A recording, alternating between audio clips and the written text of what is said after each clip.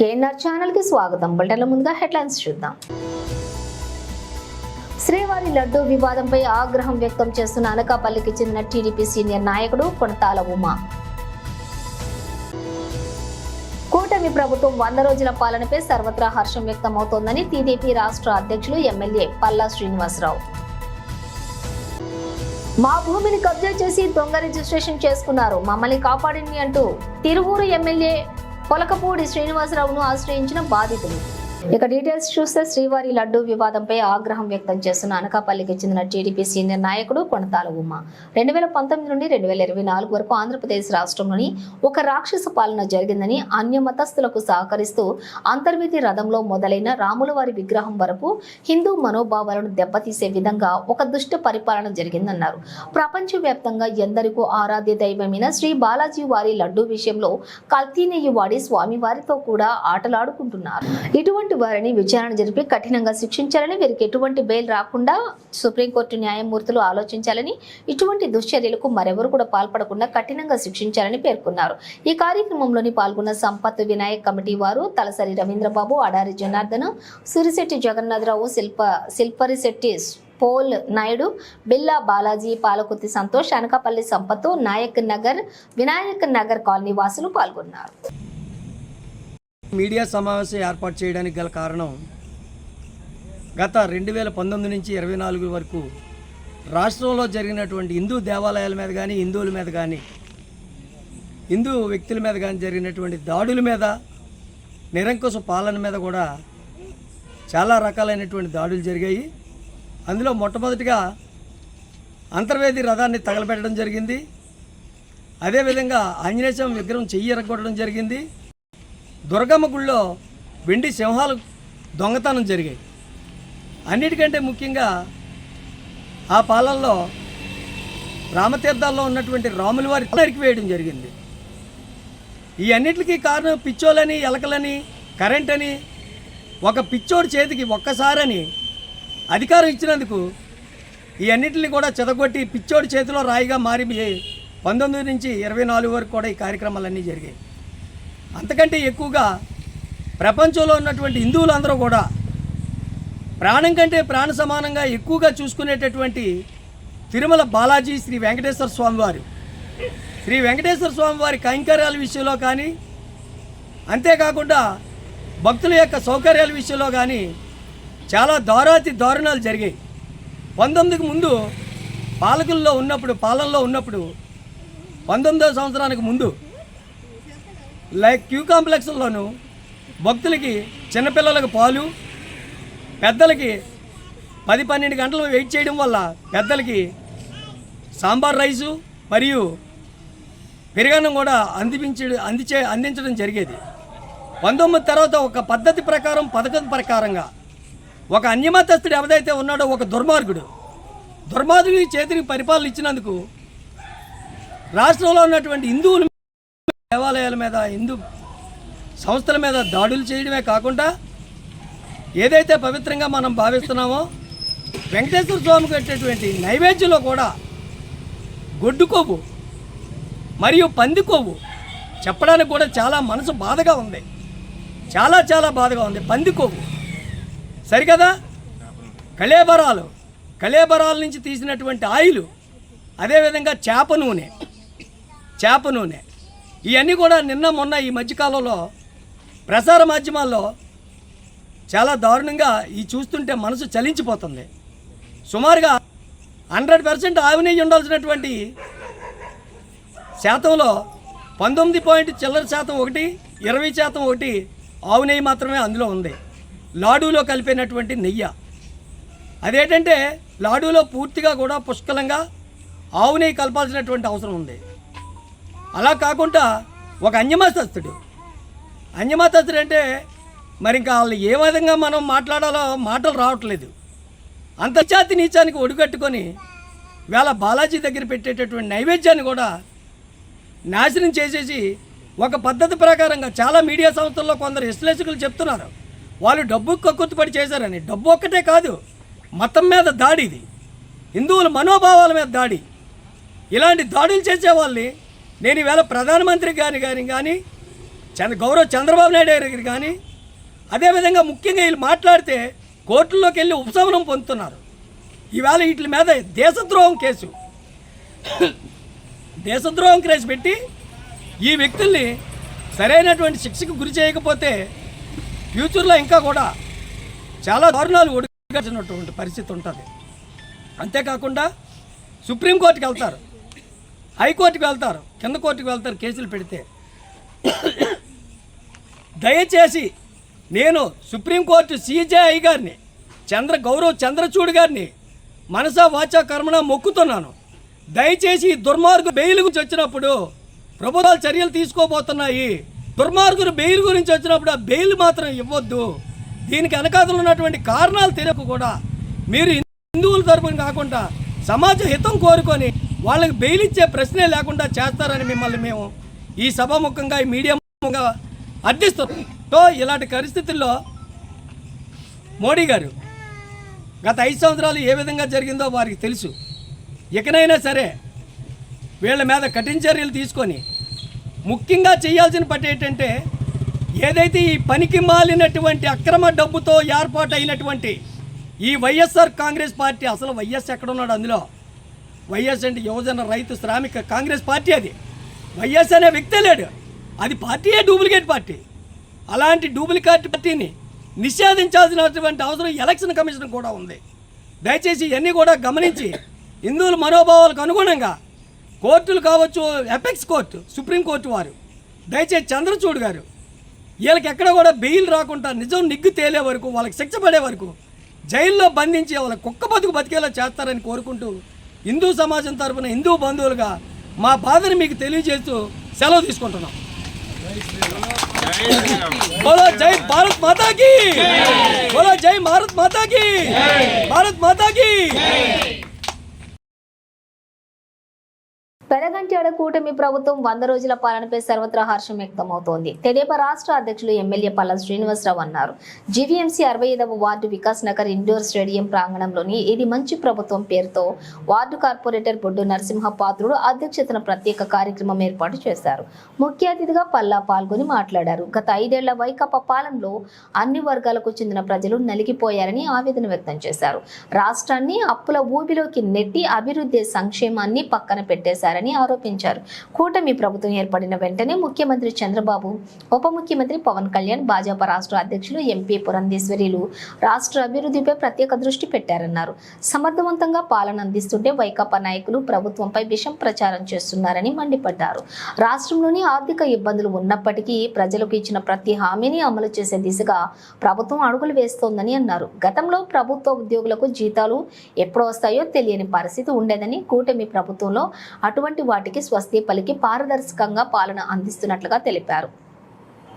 అనంతరం 100 రోజుల పాలన బ్రోచర్ను కూడా ఆవిష్కరించారు. కార్యక్రమంలో deputy collector Padmavathi, zonal commissioner Seshadri, కూటమి నేతలు కోన తాతారావు, కరణం రెడ్డి, నరసింగారావు, గడపాల అప్పారావు, తిప్పల రమణారెడ్డి, నియోజకవర్గం ఇన్ఛార్జి ప్రసాదుల శ్రీనివాసు, కార్పొరేటర్లు పల్లా శ్రీనివాస్, రాజాన రామారావు, బైపిల్లి గాంధీ, రట్టి వాసు, రెయ్యి రత్నం, కృష్ణ, స్వరూపరాణి, సుజాత, సింగంపల్లి దేముడు, శ్రీలక్ష్మి తదితరులు పాల్గొన్నారు.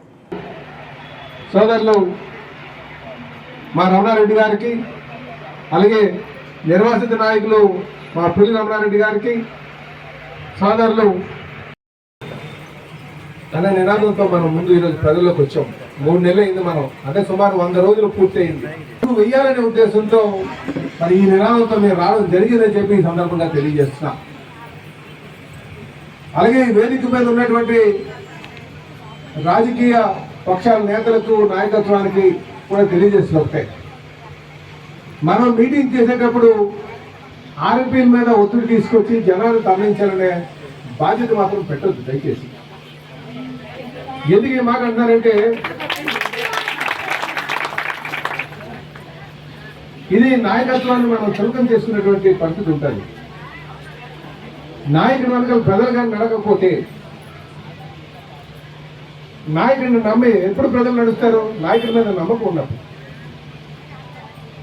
కనుక ఆ నమ్మకాన్ని ప్రతి ఒక్కరు కూడా చేకూర్చుకోవాలని చెప్పి ఈ సందర్భంగా తెలియజేస్తున్నాం.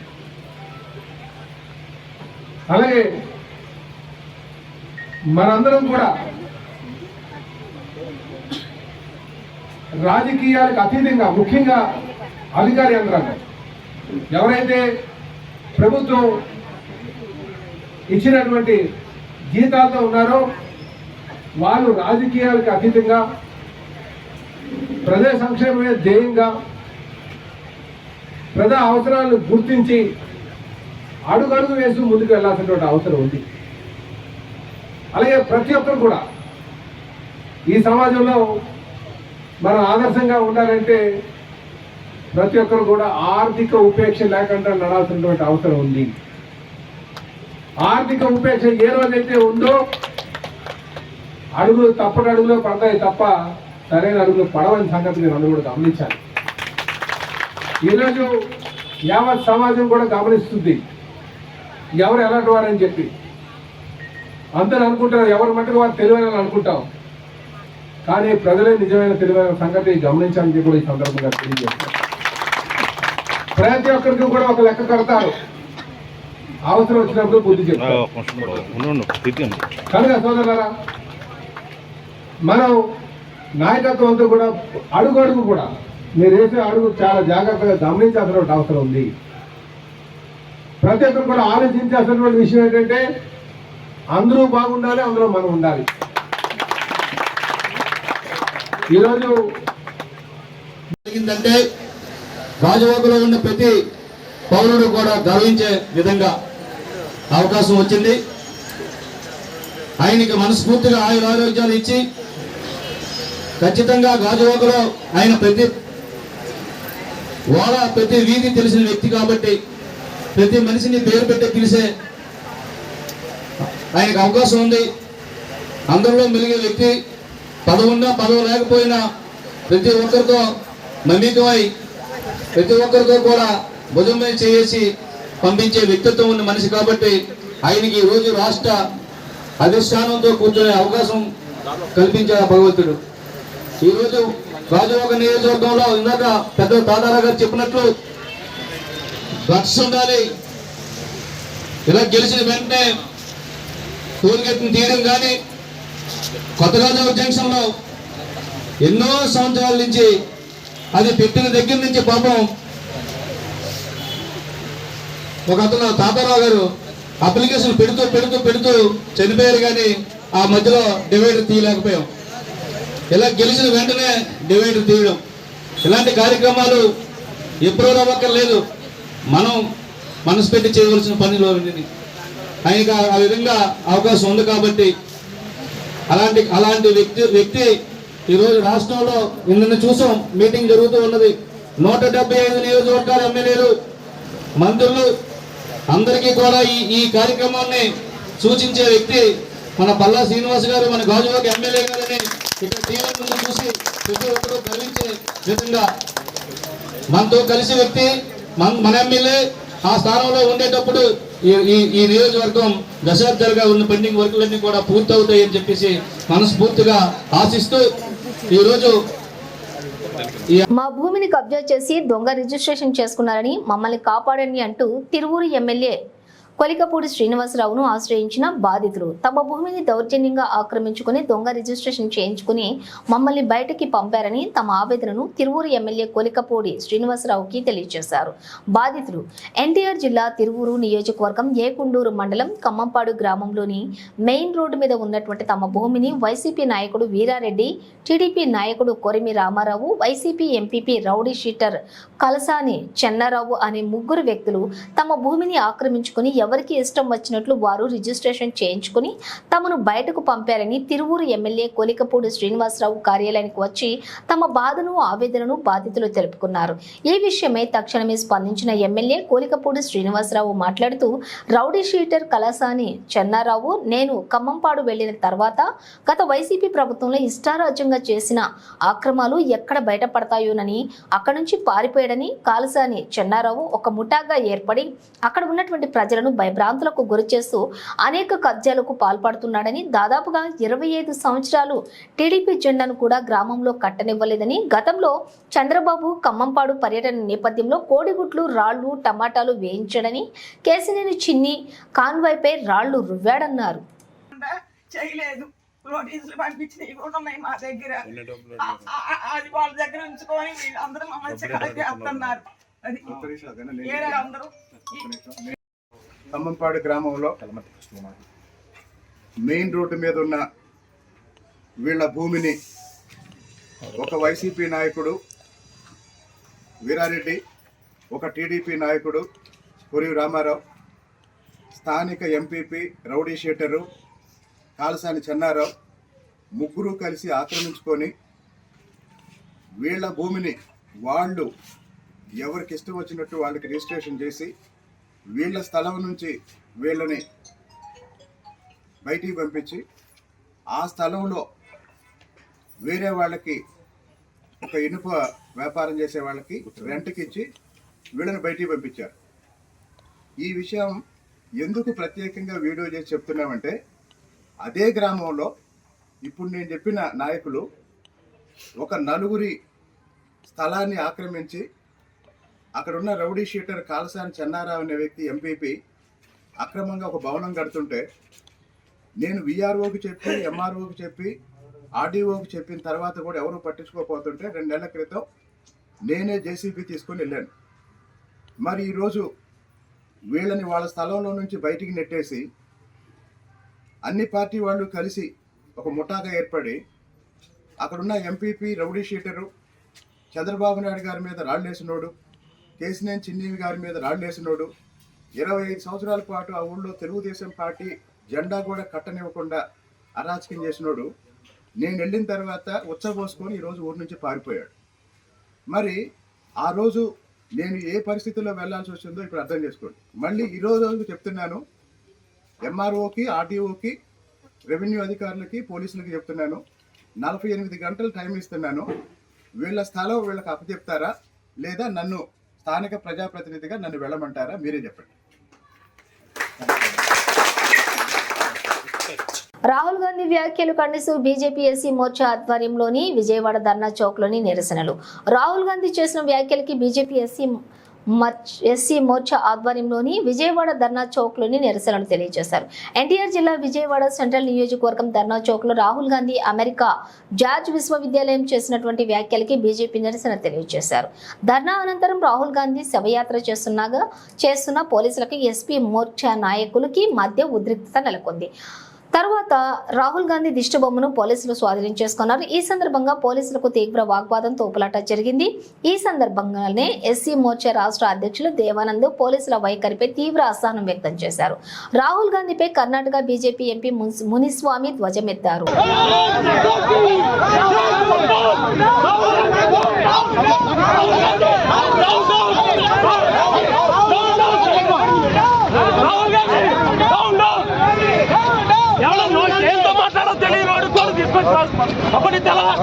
ఎలా మాట్లాడాలో దేంతో మాట్లాడాలో తెలియదు అడిగి రాహుల్ గాంధీ రాహుల్ గాంధీ రాహుల్ గాంధీ రాహుల్ గాంధీ రాహుల్ గాంధీ సార్ ప్లీజ్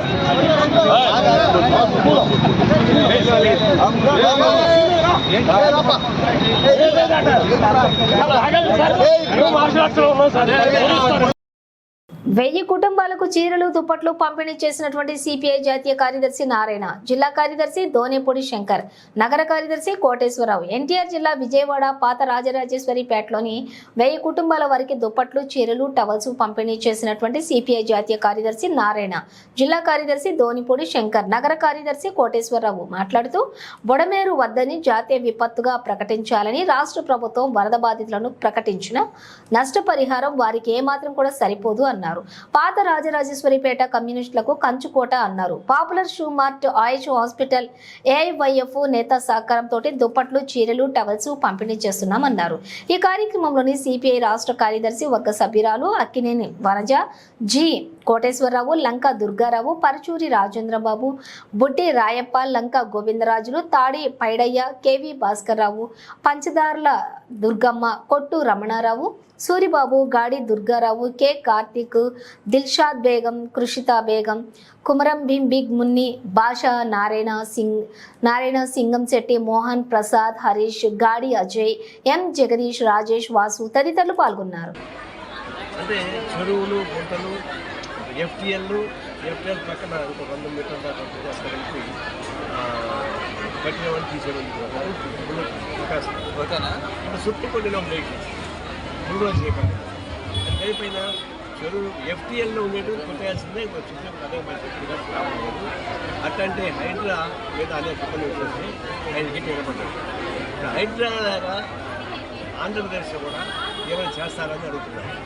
ఈయన శిష్యుడే కదా, ఈయన తయారు చేసాడు రేవంత్ రెడ్డి చేసిన దాన్ని ఒక సగం ధైర్యం ఉంటే సంతోషం. ఇది ఎఫ్టీఎల్ నిర్ణయించిన ఇది ఏమంటారు అంటే చెరువు అదే కాదు ఆయన ఇల్లు కూడా ఉంది కదా.